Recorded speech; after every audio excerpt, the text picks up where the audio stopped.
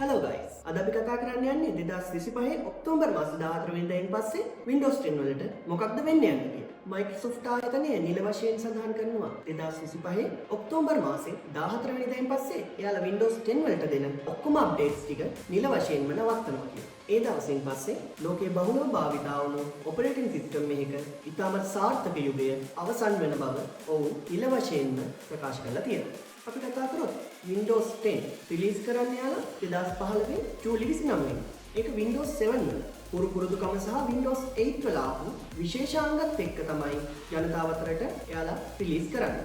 Windows 10 වල include වෙලා තියෙනවා Cortana, ඒ වගේම Microsoft Edge, තවත් විශේෂම දෙයක් වෙන DirectX 12 කියන අලුත්ම ටෙක්නොලොජිස්. පහුගිය අවුරුදු 10 පුරා එයාලා personal computers, ඒ කියන්නේ ඔයාලගේ laptop, tablets වගේ දේවල්, ඒ වගේම enterprise level, ඒ කියන්නේ සාමාන්‍යයෙන් අපි බහුලව කතා කරන සර්වර්ස් වගේ දේවල් වල මේ Windows 10 තාමත් සාර්ථක ලෙස මිලියන ගණන් වාංගවල භාවිතා කෙරුණා. දැන් අපි බලමු ඇයි මේ Windows 10 වලට මේ වගේ තත්ත්වයක් උදා වෙලා තියෙන්නේ කියලා. ඒකට හේතුව තමයි Microsoft ආයතනය එක life cycle policy එකක් follow කරනවා. ඒ කියන්නේ එයාලගේ හැම product එකකටම ආරම්භයක් වගේම අවසානයක් තියෙනවා. අන්න ඒ නිසා තමයි Windows 10 වල අවුරුදු 10ක සේවා කාලය අවසන් වෙන්නේ.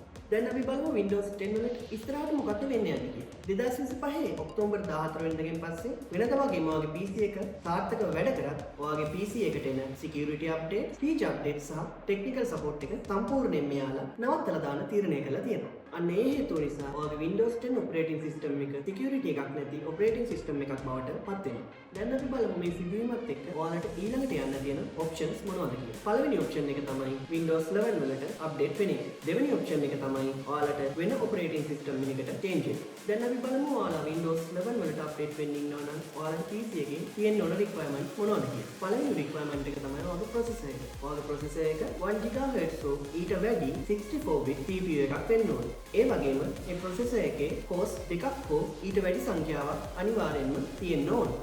ඊළඟ requirement එක තමයි ඔයාගේ RAM එක. ඔයාගේ RAM එක 4GB හෝ ඊට වඩා වැඩි එකක් වෙන්න ඕනේ. ඊළඟ requirement එක තමයි ඔයාගේ storage එක. ඔයාගේ storage එක 64GB හෝ ඊට වඩා වැඩි storage එකක් වෙන්න ඕනේ. ඊළඟ requirement එක තමයි මේ OS එක install කරන්න තියෙන ඕන තාමත් වැදගත් requirement එක. ඒක තමයි ඔයාගේ system firmware. ඔයාගේ system firmware එක UEFI circuit board capability එක තිබීම තාමත් වැදගත්. ඊළඟ requirement එක තමයි ඔයාගේ TPM එක. ඒ කියන්නේ trusted platform module එක. ඒ version එක 2.0 වීම තවත් එක වැදගත් කාරණාවක්.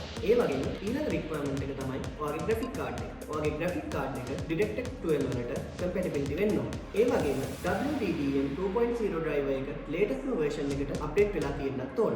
ඒ වගේම තවත් කාරණාවක් තමයි ඔයාගේ PC එකේ තියෙන OS එක run වෙන storage එක SSD එකක් වෙනවා නම් ඉතාමත් හොඳයි. මොකද Windows 11 design කරලා තියෙන්නේ SSD වල ඉතාමත් smooth ලෙස run වෙන විදිහට. තවත් වැදගත්ම කාරණාවක් තමයි ඔයා Windows 10 ඉඳලා 11 වලට යනවා නම් ඔයාගේ Windows 10 වල තිබිච්ච data file එක අනිවාර්යයෙන්ම backup එකක් තියාගන්න ඕනේ. ඔයාලට මේ වගේ තවත් වැදගත් updates දැනගන්න ඕන නම් අපේ Evasion YouTube channel එක subscribe කරන්න අමතක කරන්නත් එපා.